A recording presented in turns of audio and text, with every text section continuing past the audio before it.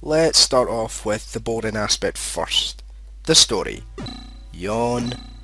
You have 5 ninjas, or shinobis as the title states, 4 of which have been captured and you, being the red one here, have to rescue them and later destroy Neo City. That's the story in a nutshell, and I may be doing this so briefly because I may have lost the manual in recent years. Sorry about that. Anyway, let's talk about the kick-ass soundtrack. Deliciously awesome. Yusho Koshiro, you've done it again. This man's simply a genius, and he's amongst the best of them, from Rob Hubbard to Richard Joseph, and so many others. It's a wonderful soundtrack with some remixes from the Revenge of Shinobi. The boss themes in particular are clearly taken and, dare I say, improved upon. Just like with Streets of Rage, this album of tunes just blew me away, and it's just screaming quality. But hey, I could tell you this over and over again. Just listen to it for yourselves.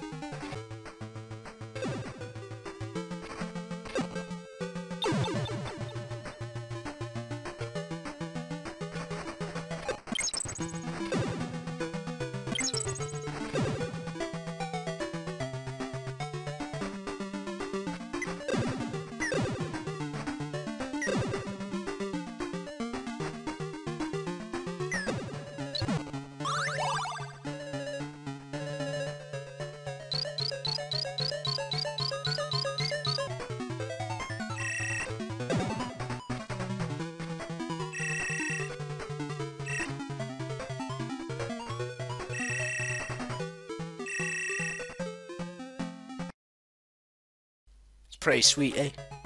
Yeah, told you so. Moving on. Let's speak about the look of the game. Wow. Give the Game Gear a little push and the graphics it produces can be amazing. This being a great example. Bright vivid colours, wonderfully rendered sprites and fantastic backgrounds. From this little machine you really can't ask for any more. Pure brilliance. Now, in fairness, I've just touched the surface of this great game, but now, like an artist with a hammer and chisel, let me reveal the true beauty from within.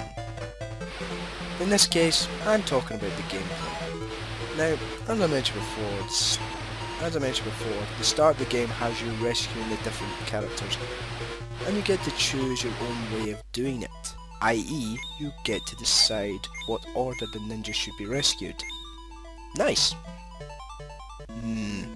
My educated mind tells me that this element was clearly influenced by Mega Man. So, you have a great layout. What's next? How about brilliant hit detection? Yep, this game's got it. But wait, there's more. It's actually very fair as well. Explain! Okay, I will. With most games, and especially in the previous Shinobi games, if you were merely to touch an opponent, then you lose health, and unfortunately, this can lead to some very cheap deaths. Not here though. Oh no. You have to be properly attacked before your health is even touched. Let's look at this scenario for example. As you see, I just simply touch an opponent and nothing happens. Whereas here, I was actually struck, so therefore, I'm going to take damage. Okay, moving on. The controls are tight, and this is crystal clear with the last level, where you have to use every shinobi's abilities and special moves. Speaking about the last level, it's a huge maze and you have to use all the characters available. Different screens require different colours. What do I mean by this? Well, the pink ninja is used for crawling on ceilings and also has a flash bomb special move, where a room can be lit up and enemies temporarily frozen. Nice. Blue uses his weapon to swing from side to side and can also save a player's life with his tornado move. Lovely. Yellow is clearly Jesus because he can walk on water as well as providing the shield for the player. Biblical. The green character does a double flip and completely heals the player whilst wiping out all enemies on screen, but this move comes at a price. Once the move is used, no matter how many moves you have saved up, whether it's 2, 7 or 11, they are all wiped out. That's it. End of story. Bugger. Well, you can always collect more afterwards. I mean, they are in abundance. So, that leaves one. The red Shinobi. Special move is an earthquake and shatters certain blocks whilst leaving the rest intact. As earthquakes usually do? He's also the only character that can destroy the final boss. This does suck given the fact that he's the only character with a short-range weapon. Cheers for that. Nah, I'm just kidding. The final boss is pretty easy. Given your disadvantage, finding the bastard in the first place is the real challenge.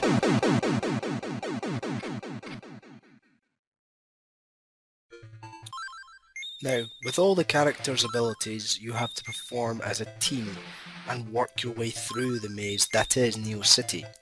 Now, how can a team perform together in what is clearly a one-player game?